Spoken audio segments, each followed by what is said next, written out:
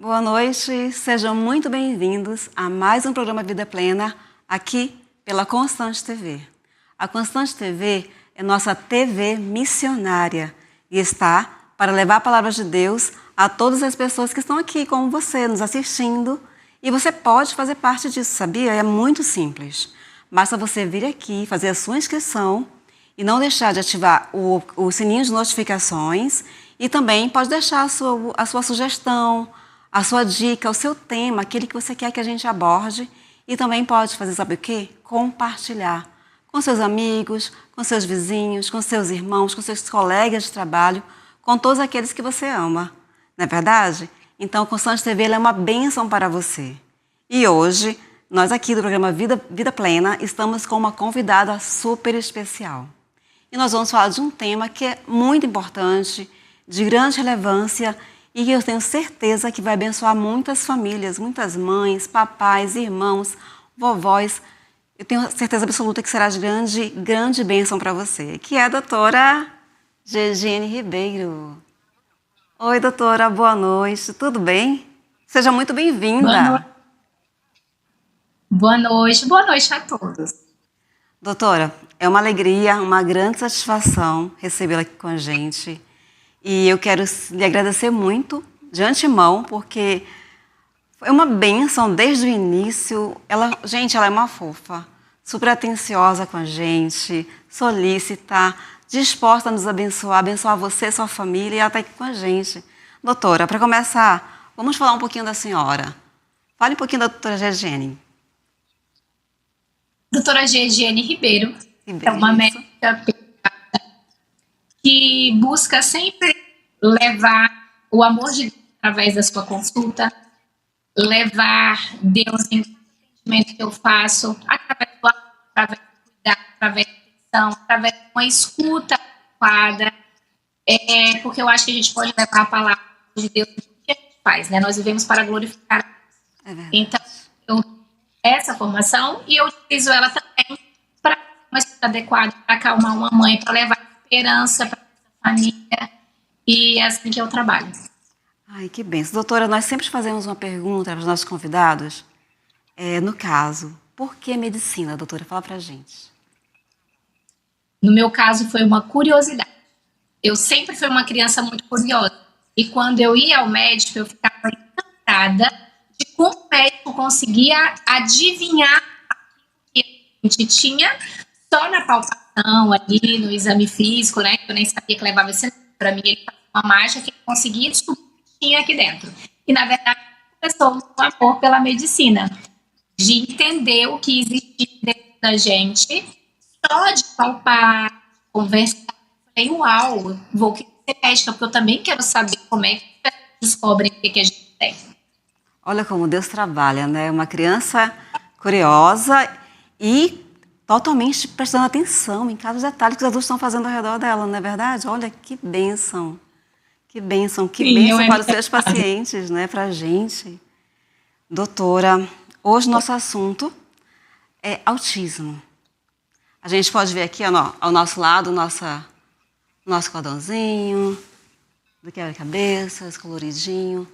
É uma forma de identificação, não é verdade? Para que... Eu acho que eu não tenho crianças pequenas em casa mais. Minhas filhas já são adultas. Mas a gente sente, como mãe, a gente sente, né? Quando a gente vê uma mãe, às vezes, que não é compreendida, quando ela está em ambientes externos da sua casa. E a gente precisa olhar com amor, né? É uma criança que está ali para abençoar vidas. É uma família que está envolvida, não é verdade?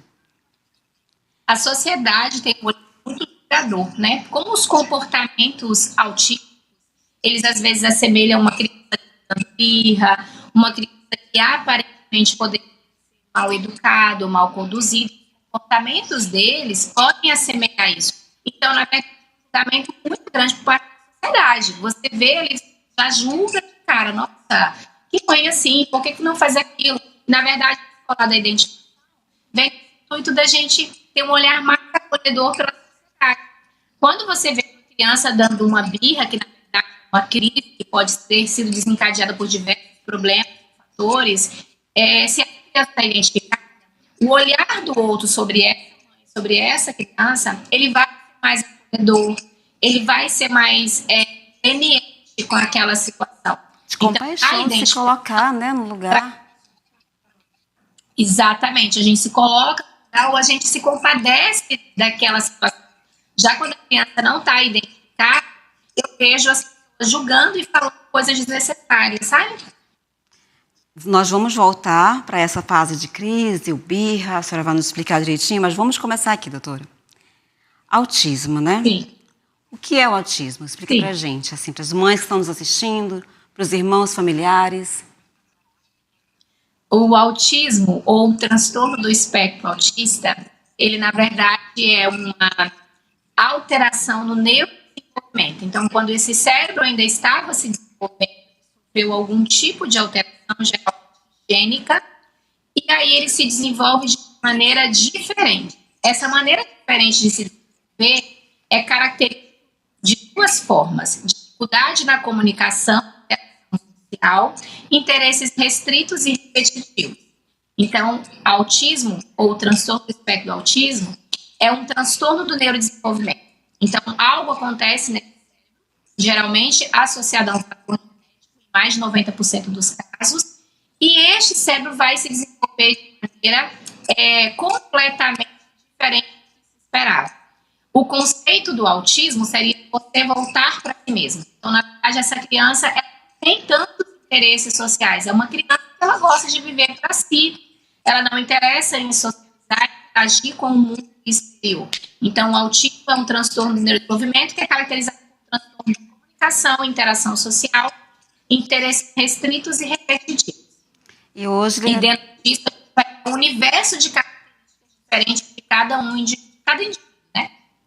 Então, hoje ele é chamado, atualmente, transtorno do espectro autista. Não é verdade? Isso. Essa mudança, essa alteração, ela começou quando? 2013, DSM-5? A gente tem nesse DSM-5, que é o Manual das Doenças Mentais da Academia. É neste manual que tem os critérios de diagnóstico, e é o que rege o diagnóstico em todos os países do mundo. A gente utiliza esse manual. Esse manual teve a sua penúltima revisão mais intensa em 2013. Isso. E daí a gente teve esses nomes de transtorno do espectro do autismo. Agora, recentemente, ele também teve uma pequena alteração, mas discreta, em outras coisas, nada que tenha tanta relevância. Mas em 2013 a gente teve uma alteração muito grande. E por que transtorno do espectro? Né? Espectro é algo muito grande que a gente não consegue definir. Então, o espectro autista é algo espectral. É grande a nuances e a diversidade que tem dentro do próprio transtorno do espectro autismo, que daí recebeu esse nome espectro. Exatamente, tem muitas nuances, divergências, apresentações de acordo com cada indivíduo. Olha que legal, uma explicação que todo mundo fala TEA, autismo, mas às vezes a gente não sabe definir. Isso é bom porque as famílias, quando a gente tem uma situação, eu tenho na minha casa uma situação de algo que é crônico, e a partir do momento que a gente ficou sabendo o diagnóstico, a gente foi atrás de informação, e isso faz uma grande diferença. Mesmo das coisas pequenininhas, né, dos pequenos significados, a gente tem que ir atrás de informação. Doutora, acho que informação é o que vai enriquecer as famílias, no caso, de quem tenha um filho na condição do autismo. Na verdade, além de enriquecer, vai fazer diferença na vida da criança. Porque se eu tenho um diagnóstico precoce, consigo ter informação, sei do tratamento, sei como é o tratamento, isso vai fazer que essa criança possa ter a oportunidade de se tornar uma funcional ou não. Então, informações, por isso é importantíssimo a gente estar falando nesse mês maravilhoso que é dedicado a isso, para que a gente possa levar informação cada vez mais, a gente difundir características, como conduzir, porque não é só o diagnóstico. Se você diagnostica e você não intervém de maneira adequada, adiantou de pouca coisa. E se a gente faz uma intervenção adequada, a gente pode mudar radicalmente o destino dessa criança, de um adulto não funcional para um adulto funcional, um adulto que vai poder casar, trabalhar, que ele tiver vontade e não pelo destino que lhe coube. E, doutora, existe uma classificação, em graus em relação a isso?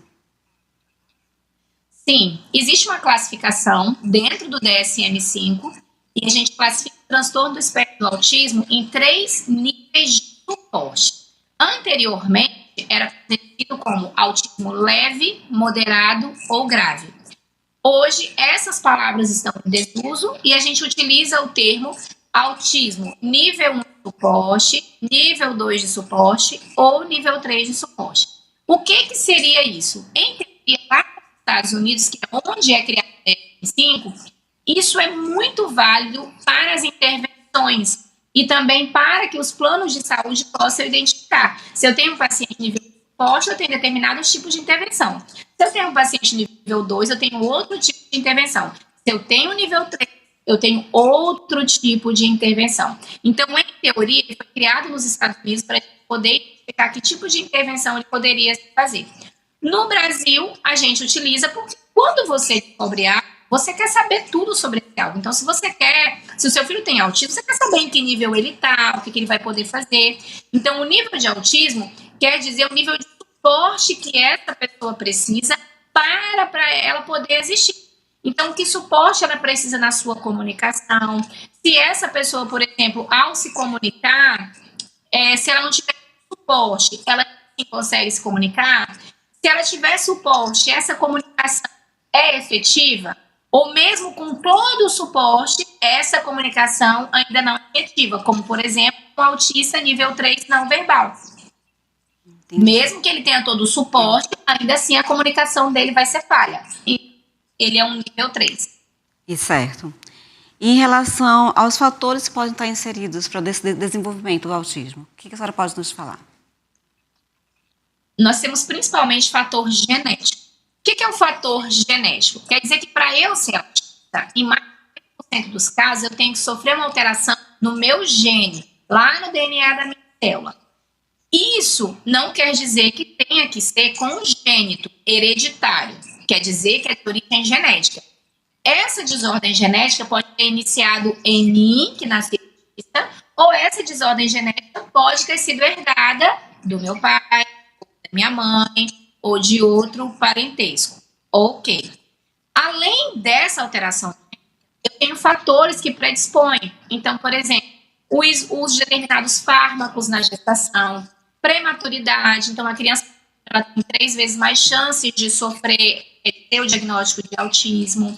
Crianças com síndrome de Down, crianças que tiveram ali hipóxia neonatal, crianças que tiveram icterícia. Então, quando essa criança, esse bebê, tem algum tipo de prejuízo na barriga da mãe, ou ali, geralmente no início do seu nascimento, nos seus primeiros anos de vida, isso faz com que seja um fator de risco a mais para que se desenvolva o transtorno do espectro do autismo.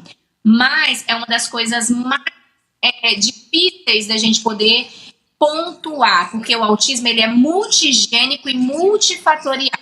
Então, não é uma coisa só isolada que vai gerar. Geralmente, eu tenho milhares de genes que podem estar envolvidos e eu tenho múltiplos fatores que podem estar associados, como, por exemplo, a idade paterna, a idade materna, complicações dessa gestação, complicações do parto, complicações nos primeiros anos de nascimento.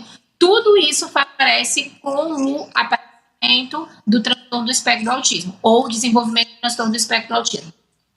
Então, doutora, no caso, se eu já tiver uma criança em casa com o transtorno do espectro autista e eu tiver um outro bebê, eu tenho a possibilidade também de ter um segundo bebê com... Exatamente. Exatamente. Como funciona? Se eu já tenho um primeiro filho com TEA e esse filho é masculino, se o segundo bebê for masculino, eu tenho uma porcentagem aumentada, em geralmente 10 a 15%. Se esse segundo bebê for menina, essa porcentagem diminui. Ok. Já se o primeiro filho é uma menina e é autista, o seu segundo filho, se for menino, ele tem mais chances ainda de ser autista. Por quê? A gente tem um modelo genético que tem que explicar essa teoria.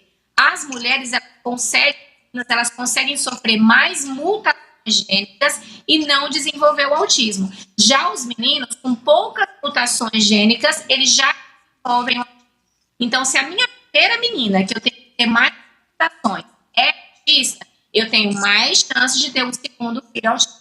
Se o meu primeiro filho autista é menino, eu também tenho mais chance de ter menos do que quando a minha primeira menina é autista. Então, aumenta a possibilidade, aumenta. A população geral, a porcentagem que a gente tem é entre 3%. Então, quando eu tenho um menino autista, isso vai aumentar. Se é uma menina, isso vai aumentar um pouquinho mais. Mas, geralmente, não aumenta a possibilidade maior de 20%. Nem tudo associa a isso. No Brasil, como estão as estatísticas em relação a isso? A gente já ouviu falar assim, e agora tem mais autismo? Hoje em dia nós temos mais acessos à saúde, não é verdade? Então isso... O que nós... Assim, é válido isso que você falou, assim, hoje em dia temos mais autismo? Tem. Por quê? Porque a sociedade mudou, a medicina evoluiu e tudo mudou. Então, de estatísticas no Brasil, nós não temos estatísticas sobre a porcentagem de pessoas autistas.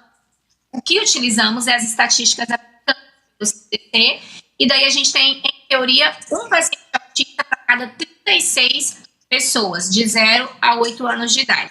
Essa é a estatística que a gente tem. Quando você fala assim, está aumentando muito, o que eu tenho? Eu tive a mudança do DSM-5 em 2013. Então, antes de 2013, eu tinha outras síndromes, como, por exemplo, síndrome de Rett, síndrome, por exemplo, de Asperger, que a partir de 2013, todo mundo foi englobado dentro do CID, dentro do transtorno do espectro do autismo. Baseado, além disso, o que nós temos também? A gente tem, por exemplo, se você pensar, há 20 anos atrás, a maioria dos bebês com problemas cardíacos, com várias síndromes, faleciam no momento onde chegavam a nascer.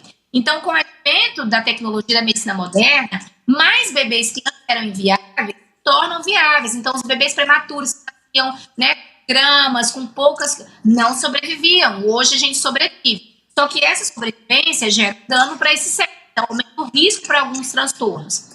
A idade materna e paterna. Se você pensar há 30, 40 anos atrás, os pais e mães pais muito mais cedos. Hoje em dia, a gente tem pais e mães muito mais velhos. Então, isso é associado a um fator de risco? É associado a um fator de risco. Então, a gente tem várias hipóteses. E o que você falou no começo, o conhecimento. Então, você imagina, um autista nível 3 de suporte, há 20 anos atrás, ele era considerado como esquizofrênico, ele era considerado popularmente como doido, louco, e daí a gente não tinha. E os autistas, por exemplo, nível de suporte, eles eram pessoas tímidas, estranhas, diferentes, mas não recebiam diagnóstico. Hoje, com a difusão do conhecimento de rede social, de internet, de YouTube, levar essas informações fazem com que pessoas que antes nem imaginavam, nem pensavam, nem sabiam o que era autismo, agora conhecem. E a partir de então, aumenta essa quantidade de diagnósticos. Então, a gente tem todos esses fatores que corroboram para o aumento. Então, de mudança de DSM-5, mais bebês que são viáveis, mais síndromes que têm possibilidade de bebês existirem, pais mais velhos, e muita informação, que faz com que a gente tenha isso. A gente vai ficar, por exemplo, há 15 anos atrás, a gente estaria falando de autismo? A gente não estava falando de autismo. Esse é de 5 anos para cá. Então, antes disso, a gente nem tinha difusão. É verdade, doutor, e a gente vai continuar falando daqui a pouquinho, porque agora a gente, olha, já vamos para um intervalo muito rápido, né? O tempo voa. E nós vamos para o intervalo agora. Eu falo mais, André. Não me cortar, nós vamos ficar aqui até meia-noite. Nós vamos ficar. E nós voltamos daqui a pouco, continuando a conversa com a doutora Gediane Ribeiro sobre autismo, para abençoar a sua vida. E não esqueça de curtir, compartilhar e ativar o sininho de notificação. Até mais. Olá, estamos de volta aqui com o programa Vida Plena, hoje com a doutora Gediane Ribeiro, para nos explicar, nos passar dicas de saúde e informação para enriquecer a sua vida. Esse aqui é o nosso trabalho aqui do Constante TV, do programa Vida Plena, para você. Não esqueça de ativar o sininho de notificações, de compartilhar com seus familiares, seus colegas de trabalho, seus amigos. E é claro, né, de curtir, nos marque nas suas redes sociais para que o vídeo ganhe relevância, tá bom? Vamos continuar aqui com a doutora Gegene. A gente estava falando, né, doutora, sobre as estatísticas que a senhora estava nos explicando. Doutora, como saber se o meu filhote, meu filho, é autista? Por onde que eu devo começar? Uma das principais coisas a observar é o desenvolvimento da fala. Geralmente, essa é uma das principais queixas quando uma mãe vem a mim atrás da consulta. Meu filho está com atraso de fala. O que essa é a parte mais visível, né? Todo mundo percebe quando a criança tem uma atraso de fala. Às vezes tem outras características que não são tão visíveis, mas o atraso de fala é uma que mais chama. Mas, por exemplo, eu posso te citar características desde quando o seu filho nasce. Por exemplo, nas primeiras horas de vida, o bebê já busca o contato visual com o rosto humano. Então, aquele bebê que não busca contato visual, aquele bebê que enquanto a mãe não faz contato visual com a mãe, este bebê é um bebê suspeito. Aquele bebê que não faz social ali por volta de 2, 3 meses de idade. Aquele bebê que por volta dos 6 meses não tá, quando vê um outro bebê, ele não é empolgado, ele não sorri, ele não fica empolgado. Isso é um bebê que também chama a atenção. Aquele bebê que tem 8, 7 meses e você chama e o bebê simplesmente não olha, não responde. No mês, o bebê é capaz de saber que ele, por exemplo, é o João, ela é a Maria. Então, se você chama João, Maria, e parece que o João e a Maria estão lá em Nárnia, não estão escutando ou fingem não escutar. Isso é uma característica. E daí a gente vai percebendo os atrasos.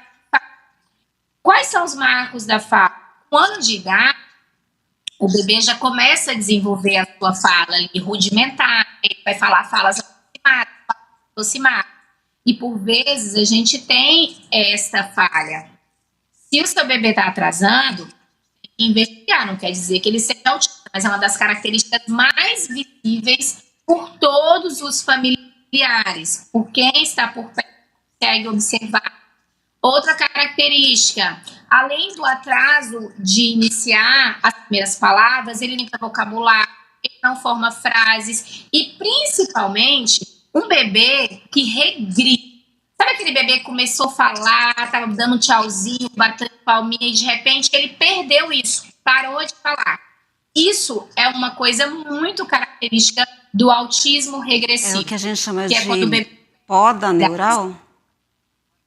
Isso é o que a gente chama de poda neural. Ou seja, o desenvolvimento dele estava inadequado, estava acompanhando os marcos, de repente, esse cérebro fez uma poda neural inadequada. O que é uma poda neural? Para todo mundo entender. Sim. Imagina você perguntar para ele assim, Andréia, o que é que você almoçou no dia 11 de novembro? Geralmente você não vai lembrar, porque essa informação é relevante, o seu cérebro, em uma das podas neurais, ele jogou fora. Agora, se eu perguntar o que você almoçou, por exemplo, no dia 1º de janeiro, primeiro dia do ano, ou no seu último Natal, geralmente é a coisa mais marcada e você lê. Então, isso é o quê? É o processo de poda neural. O cérebro vai fora informações que a gente não utiliza. É como se fosse um bom jardineiro e ele poda aquela para ela ficar bonitinha. Ok. O cérebro autista, ele faz essa poda neural inadequada. Ele é um péssimo jardineiro. Então, ele vai lá e corta galho que é importante, ele vai lá e corta galho que não deveria ser cortado. Então, essa poda neural errada faz com que o cérebro jogue fora conexões neurais que ele já tinha, que é importante. Ele não joga as que não têm relevância, ele joga conexões neurais que eram importantes. E daí eu tenho a perda de habilidades que eu já tinha adquirido.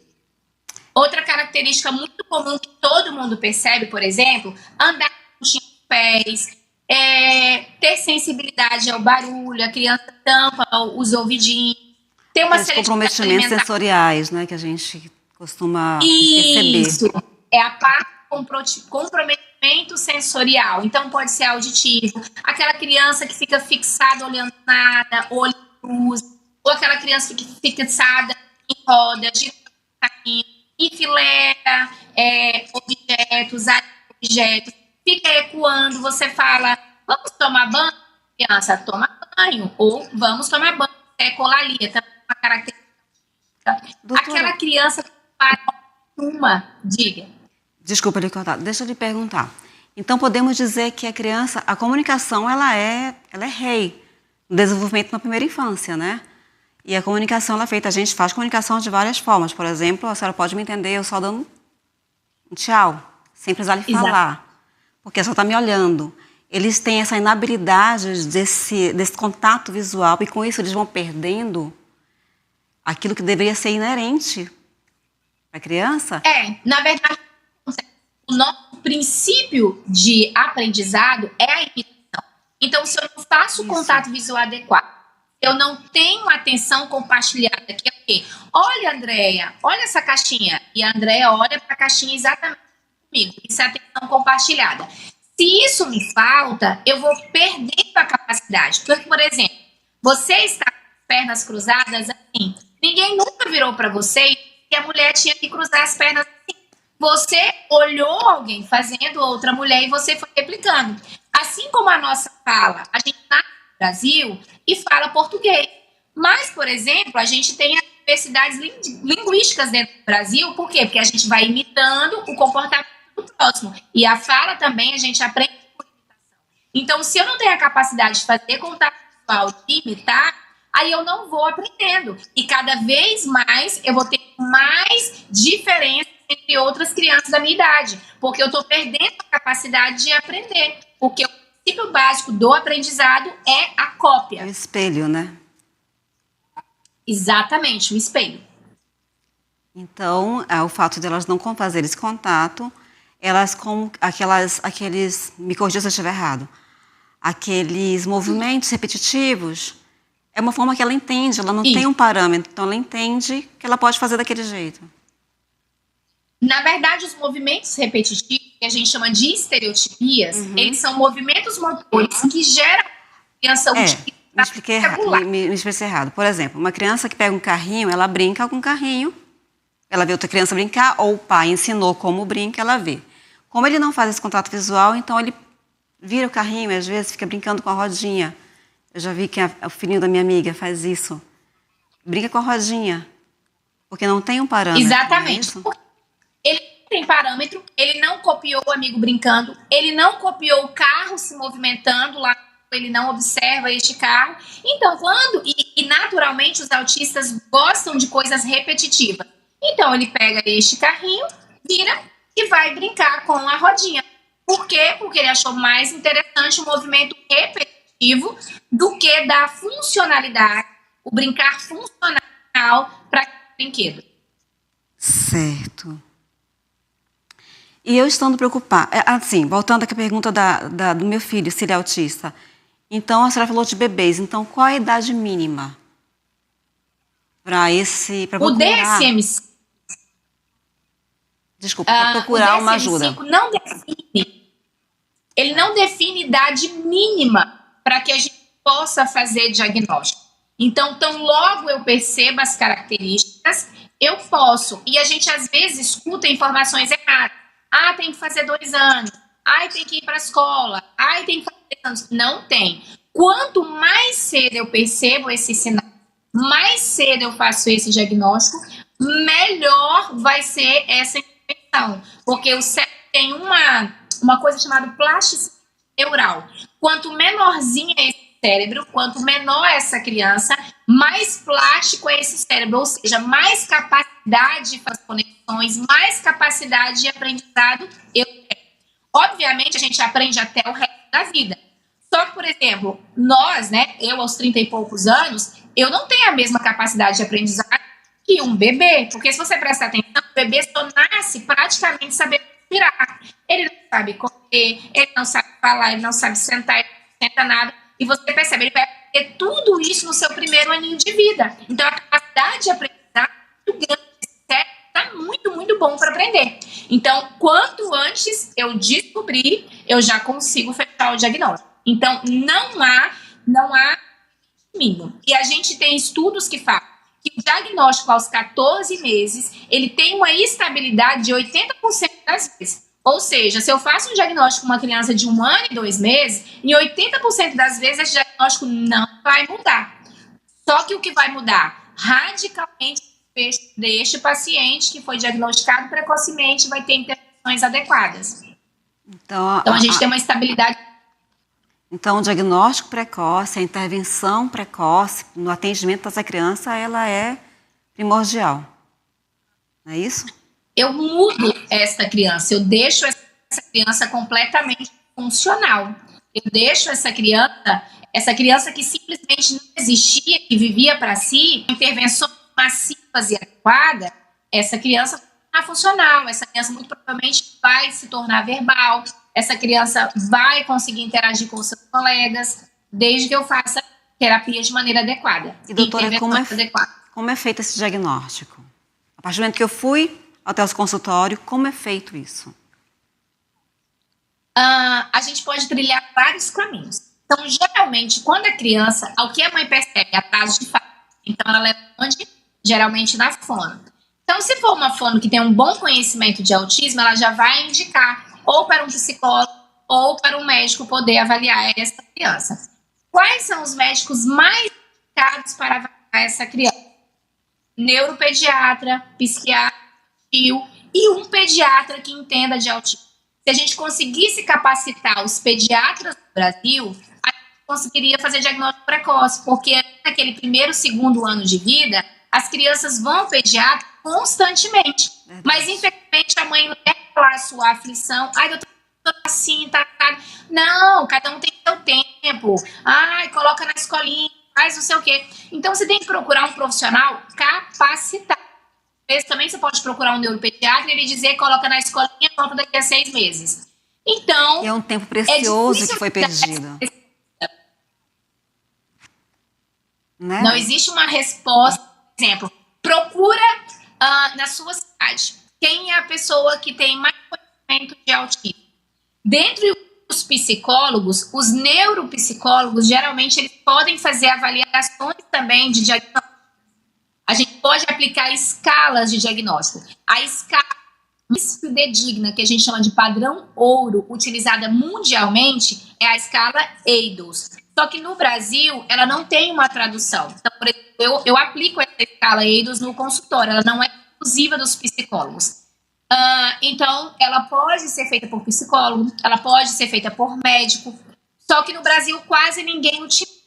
A gente não utiliza muito essa escala porque ela não é validada pelo Conselho de Psicologia no Brasil.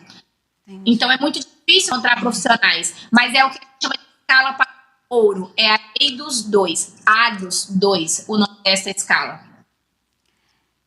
Doutora, eu iria perguntar, feito o diagnóstico, então a família, o pai, a mãe, a família toda recebe, porque é toda a família que vai ser inserida nesse tratamento, né? Qual seria, eu não sei se a palavra tratamento, a abordagem, como seria isso? A gente pode dizer tratamento, quais seriam as terapias. Como funciona? Uma vez feito o diagnóstico, e literalmente é a família, porque toda a família tem que estar inserida no processo de tratamento, porque não vai ser uma coisa que vai ali, vai fazer uma semana, um mês e resolver o problema. São terapias de anos. Então, todo mundo tem que participar do processo, todo mundo tem que entender, a gente tem que replicar essas terapias em casa. Como é que funciona? A base do tratamento do autismo é a ciência ABA, voltar para o autismo. O que é a ciência ABA? É a ciência que estuda o comportamento humano. Então, na tradução, ela teria que ser A, né? Porque o B seria do behavior, comportamento em inglês. Então, na verdade, seria ACA no Brasil, que a gente conhece como ABA e todo mundo entende A. Como funciona essa ciência? De grosso modo, só para você entender, nós, seres humanos, nós somos movidos por duas coisas. Nós somos movidos para evitar consequências ruins e a gente é movido por uma recompensa boa. Então, por exemplo, se você está no trânsito, tem um sinal de trânsito com uma câmera dizendo que você tem tantos quilômetros. Aquilo ali molda o seu comportamento, porque você não quer uma consequência ruim, que é a sua multa de trânsito. Sim. Ok.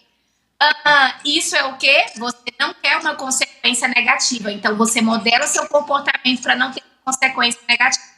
Já, por exemplo, quando eu faço algo para ter uma boa recompensa, digamos que a pessoa vai no mês inteiro trabalhar onde ela trabalha, no restaurante, seja no supermercado, seja no consultório. Qual é o reforçador maior para a pessoa? O seu salário. Então, ela vai trabalhar ali o mês inteiro, ela vai ter um bom reforçador, que é o seu salário.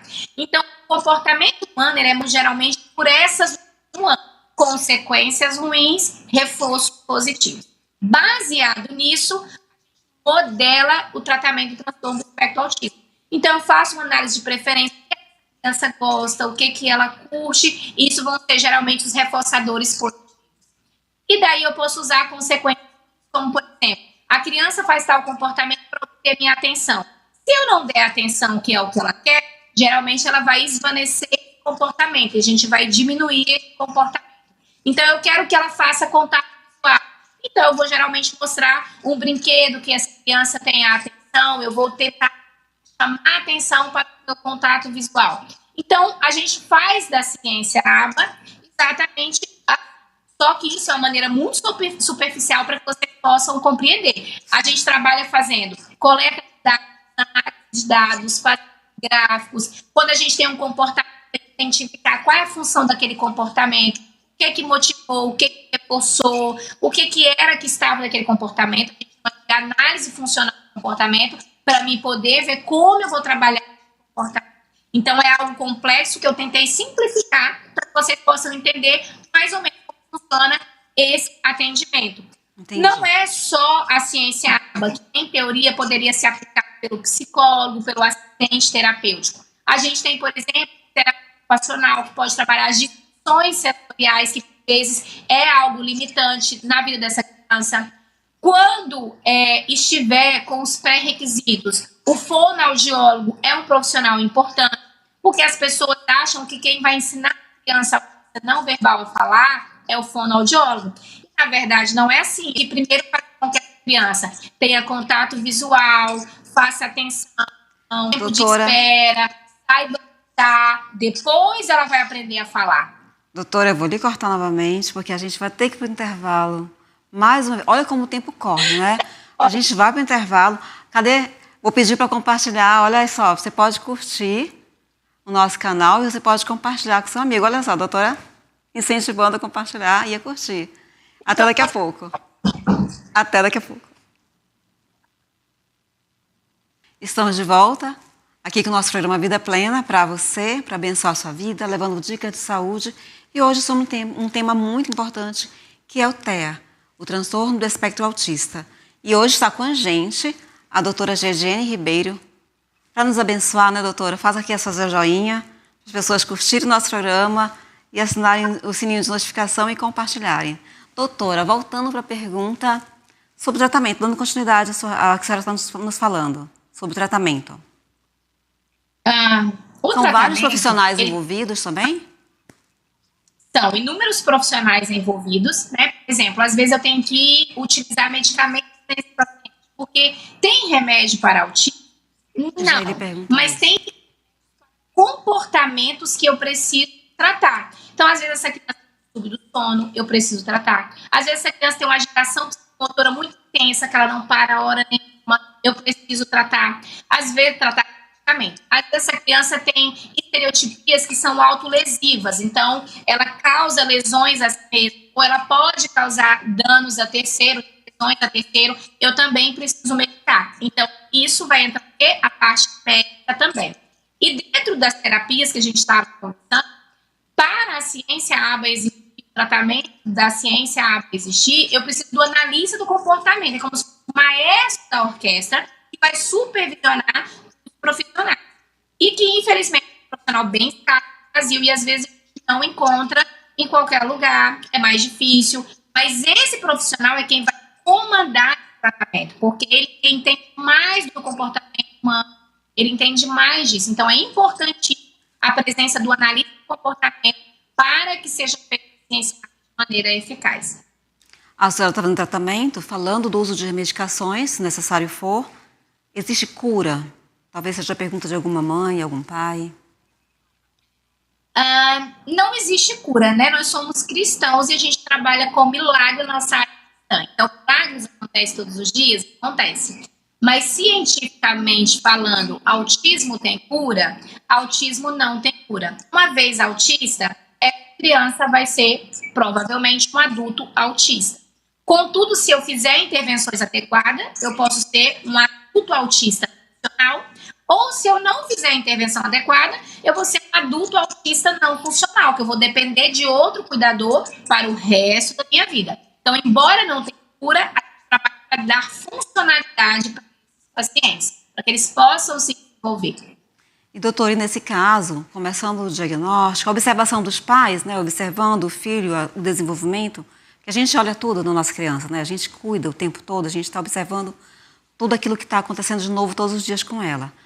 Aí vai para o diagnóstico, recebe ali orientações em relação ao tratamento, às abordagens. E a família, como é que fica nessa situação? Ela é orientada, ela tem um norte para isso? A gente precisa ter um olhar muito grande para a família. Quando eu faço a minha consulta, eu não consulto a criança, eu consulto a família. Então, eu falo de todas as áreas, como está o sono, como é que está o relacionamento dos pais, como é que está a vida financeira dos pais, que vai afetar a vida financeira dos pais. É oneroso, né?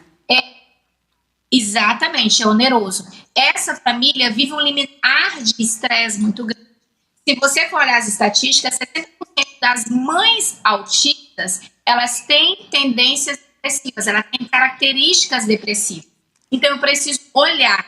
Existe estudo também que equipara o estresse de mãe atípica, uma mãe que tem uma criança autista, ao nível de estresse de um soldado de guerra. Isso, então, essa família que eu tenho que olhar de enviado. E uma outra coisa, por exemplo, a gente precisa, como equipe terapêutica, prover treino parental. Essa família precisa saber como lidar com o seu filho.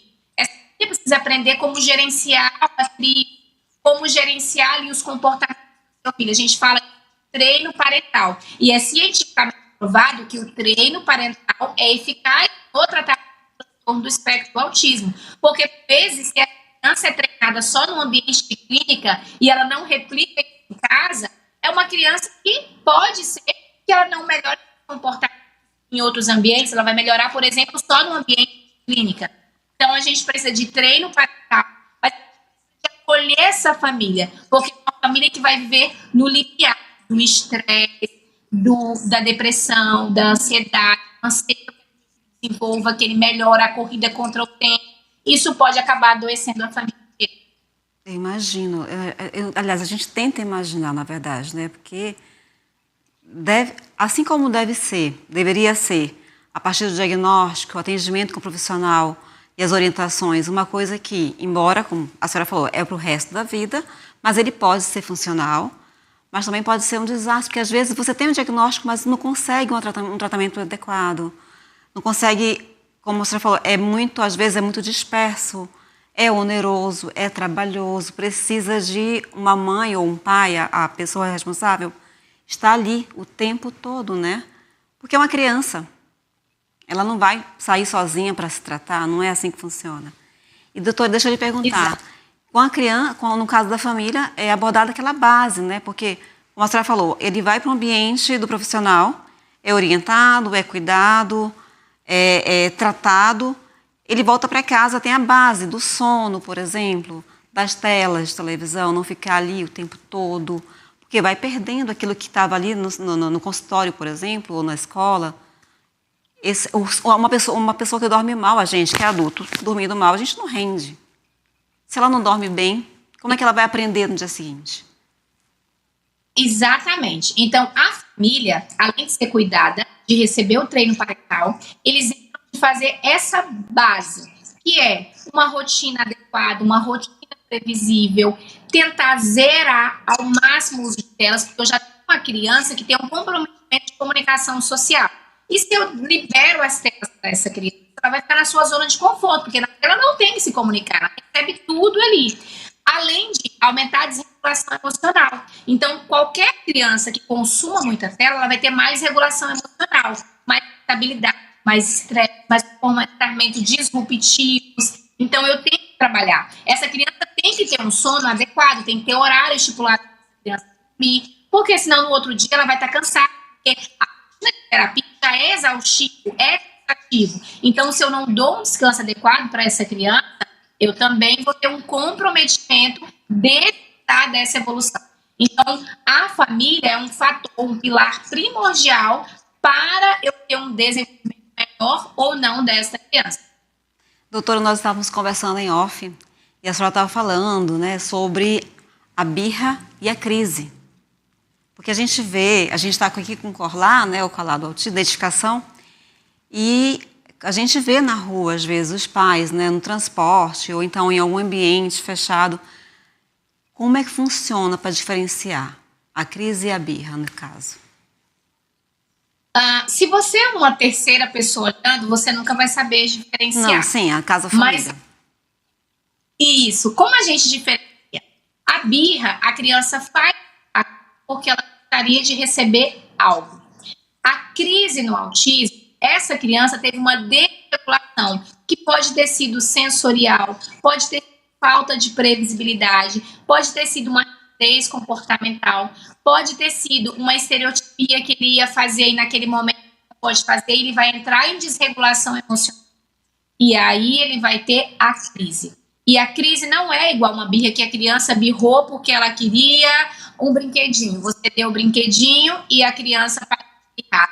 Não, a crise entrou em desregulação emocional e aquilo ali pode durar horas para ele se regular novamente. Existem pacientes que podem demorar dias para se regular novamente. Então, a diferença é, a birra, a criança fala que ela quer ganhar algo em troca. A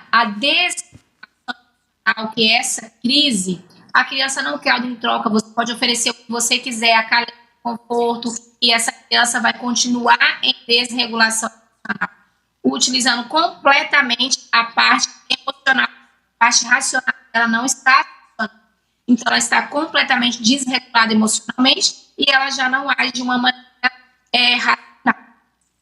Então, essa é a diferença de uma crise para uma birra. É bom porque é bom a gente saber dessas coisas, né? Até para, como a senhora falou, quem está de fora talvez não saiba diferenciar, quem está lidando com o seu filho vai saber diferenciar. E o nosso olhar, a gente que está de fora, é de acalentar essa mãe, né? Mãe, o que eu posso lhe servir? O que eu posso ser útil? Como é que eu posso lhe ajudar? Talvez assim a gente seja útil de alguma forma, né? E doutora... Exato. É verdade. E doutora, sobre a hiperlexia e autismo. Hiperlexia é o quê? É um hiperfoco, é um interesse muito grande por letras. E isso é o quê? Por vezes pode ser um dos primeiros hiperfocos da criança. Hoje mesmo eu atendi um paciente que aos 2 anos de idade ele conhecia todas as... Foi porque a mãe ensinou. É porque era o hiperfoco dele. Então, a hiperlexia, ela está associada ao transtorno do espectro. É um interesse muito grande por letra. E daí se tornou um hiperfoco da criança. E daí é algo a se observar, então, né? Algo a se observar. Uma criança que não é estimulada, gosta muito de letras. A gente tem que observar. Porque às vezes a gente fala, nossa, que legal, ele é tão inteligente, sabe todas as letras. Mas na verdade é uma hiperlexia. Que é uma característica. E doutora, quais são hoje os direitos e os benefícios das crianças autistas? A gente poderia fazer um programa inteiro só sobre os direitos, mas eu vou tentar resumir. Okay. Na verdade, o que a gente tem? Nós temos uma lei que ela equipara o paciente autista a um deficiente. Então, todos os benefícios que um deficiente possa ter, o autista também pode ter, como fila preferencial, estacionamento, auxílio BPC LOAS, desconto em compra de carro do IPVA, desconto do ISS, que é aquele imposto que a gente paga também sobre a compra do carro, tem um desconto de IPVA, que na verdade é aquilo que a gente paga todos os anos. A criança autista ela tem o direito de permanecer na escola com todo o suporte necessário, com um plano de ensino individualizado, com um auxiliar pedagógico individualizado. Ele tem direito a ter essa inclusão no ambiente escolar. Uma criança ele tem direito, por exemplo, alguns estados ele tem direito à redução da tarifa de energia elétrica quando comprovado que a criança utiliza, por exemplo, seu ambiente doméstico também para realizar a terapia. A gente trabalha, tem direito ao passe livre, tem direito a desconto, por exemplo, 80% da passagem do acompanhante do paciente autista. Então, a gente tem vários direitos que, na verdade, as pessoas acham que, nossa, bom, às vezes tem pessoas que têm direito de entrada de parque. Nossa, que bom, se eu não pago entrar no parque. Para quem é uma família, a gente gostaria de pagar 2, 3 vezes mais o valor da entrada do parque para não ter que lidar com uma criança, porque não vamos romantizar o autismo. O autismo é um transtorno extremamente difícil de lidar, difícil de conviver, desestabiliza a família, porque às vezes tem uma romantização. O autismo é uma maneira diferente de ser. Não é só uma maneira diferente de ser, é uma maneira diferente, difícil de existir e vai trazer pisos muito grandes para essa pessoa, para essa família. Então, quando a gente pensa nesses direitos adquiridos, esses direitos é uma tentativa de compensar essa família por tanta dificuldade que essa família já vive e já enfrenta no seu dia a dia. Então, esses são alguns dos direitos. Podemos dizer, então, que o maior direito, eu, que não sou especialista no assunto, a Lei 3.348, ela seria, assim, tipo um diferencial em relação a isso? Que tem a ver com o SUS, ela foi um marco, não é isso? Isso. Ela foi um marco, porque daí a gente garante inúmeros direitos. Só que você sabe que no Brasil você não basta ter o direito, você tem que fazer valer o seu direito. Então, o paciente autista tem direito ao tratamento e terapia? Tem, mas no SUS do Oiapoque ao Chuí, a gente está tendo que não tem terapias adequadas, que não tem o mínimo de terapias. Então, infelizmente, a gente tem muitos direitos em leis e a gente tem que brigar para fazer valer o direito diariamente. Continuar brigando, né? Porque foi uma briga para a lei e continuar brigando todos os dias. Para fazer valer a lei, porque o tempo todo querem subtrair os direitos que já são ou negar os direitos que já existem das pessoas. Como dizem as mãezinhas, é matar um leão todos os dias. Por exemplo, o PEI, que é o Plano de Ensino Individualizado, é visto em lei. Deixa eu falar que 99% das crianças autistas não tem PEI. Isso é fato, porque todo dia eu pergunto, já tem PEI? Como é que ela não, doutor, eu quero fazer e não fez. Então, infelizmente, as mães têm que estarem todos os dias para valer o direito dos seus filhos que já são resguardados por lei. E um outro direito, só para a gente poder concluir, que é muito importante para saber, se você é funcionário público municipal, estadual ou federal, e você tem um filho autista que exige que você mais do seu tempo, isso é fato, você pode pedir redução de carga horária, sem redução salarial. Também é um direito. Sem prejuízo no salário, é verdade. Exatamente, também é um direito em lei para essas pessoas. Assim como, por exemplo, o saque do FGTS. Se eu não me engano, os autistas nível 3 de suporte, nível 2 de suporte, que são mais severos, seriam considerados uma doença grave para você pode sacar o FGTS também. Como a senhora falou, são direitos que a gente precisa fazer valer. Mas são tantas lutas no dia a dia de uma família que está numa situação assim que realmente é matar um leão todos os dias, na verdade. Só o Senhor para nos dar forças, né? Sabendo que um dia Ele vai fazer cessar tudo isso, né? É a nossa esperança. Não é verdade? Exatamente. Para nós que tem essa esperança. E assim, quando eu falo que o autismo é possível em consultório, eu sempre falo para a mãe e para o pai. Eu não estou dizendo em momento algum que isso vai ser fácil. Eu estou dizendo que é possível a gente fazer terapia, para a gente fazer treino parental, você deve ler esse livro, você deve fazer esse curso, você deve fazer isso, mas em momento algum estou dizendo que isso é fácil, porque não é uma jornada fácil, é uma jornada dificílima para o paciente e para essa família que está inserida, para esses irmãos, para esse pai, para essa mãe, para todo mundo é complexo, André. É verdade, mas graças a Deus nós temos profissionais como a doutora e tantos outros que se dedicam a ajudar a gente, não é fácil. A porcentagem, vamos dizer, é 1%, mas quando é com você é 100%. Quando é com seu filho é 100%, é 1000%. É totalmente, e a gente está ali. E eu espero em Deus que a gente possa ter sido útil, né, com esse programa tão rápido, tão curtinho. Olha, já acabou o tempo, a gente tem que parar E fazer as considerações finais, doutora, fique à vontade. Então, o que eu gostaria que a gente sempre lembrar, sempre ter um olhar acolhedor para aquela mãe autista. É uma mãe mais estressada, é uma mãe mais irritada, mas você não sabe a batalha que essa família, que essa mãe teve que fazer hoje para que ela pudesse estar naquele lugar. Então, primeira coisa, a gente tem que ter um olhar acolhedor para essa família, para essa pessoa. E lembrar, né, essas pessoas têm um nível de estresse comparado a um soldado em guerra. Então, se hoje, como é que está um soldado na Ucrânia, na Rússia, em Israel, na faixa de Gaza? Esse é o nível de estresse de uma mãe, né, de uma família que está envolvida com esse paciente atípico. Então, isso faz com que a gente repense isso. Se você acha que o seu filho tem alguma alteração, se aquilo que a gente falou, qualquer coisa, fala assim, eu acho que meu filho tem isso, procure uma ajuda, procure orientação, busque. Hoje em dia a gente tem muita informação na internet, então busque páginas que têm informações adequadas, busque perfis de Instagram que tenham informações adequadas, e o meu tá lá, dra.gnb, para você poder ter informações de qualidade científica, para que você possa fazer um diagnóstico precoce, uma intervenção precoce. O meu atendimento também, eu faço atendimento online. Então, se precisar, pode entrar na bio do Instagram, como você agendar a consulta. Tem um capítulo de livro escrito no livro Simplificando Autismo, Espectro Autismo Feminino, Autismo quando o diagnóstico chega. Então, leva a informação. E nós, esse ano, vai sair um outro, que é de minha autoria, sobre a sexualidade dentro do transtorno do espectro do autismo, que é um assunto bem relevante, que daria outro programa inteiro para a gente poder falar disso. Já vamos acertar isso.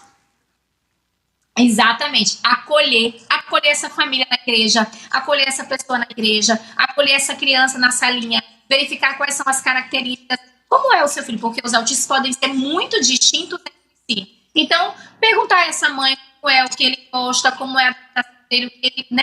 A gente, como igreja, a gente tem que ter esse olhar acolhedor, nossos ambientes. Não ter o olhar, essa criança tá andando dentro da igreja. É uma criança autista, ele está tentando se regular, ele não está ali só fazendo bagunça na nossa visão, ele está ali por vezes tentando se regular. Então nós como igreja, a gente tem que ter esse ambiente acolhedor para a mãe, porque ela já é tão julgada, ela já sofre tanto em todos os ambientes, então nós como igreja precisamos levar esperança, acolhimento, amor, né? Precisamos levar Jesus em forma de um olhar, em forma de uma ajuda para essa mãe, para essa família. Principalmente isso, André. Doutora, muito obrigada. Eu sou muito grata, todos nós somos muito gratos. Glória a Deus pela sua vida, que o Senhor abençoe sua família ricamente, seu esposo, seus filhos, seu trabalho. E muito obrigada por ter aceito nosso convite e ter estado aqui com a gente hoje, viu? Muito obrigada. Obrigada. E obrigada a você por ter ficado com a gente até agora. Vamos deixar um versículo que está em Mateus 19:14, que fala: Então disse Jesus, deixem vir a mim as minhas crianças e não as impeçam, pois o reino dos céus pertence aos que são semelhantes a elas. Que a gente possa cuidar com muito amor e carinho de Deus, de todas as nossas crianças, nossos adultos, que um dia foram crianças, não é verdade? Então, que Deus abençoe sua vida ricamente. Até a próxima, se Deus quiser. Tchau.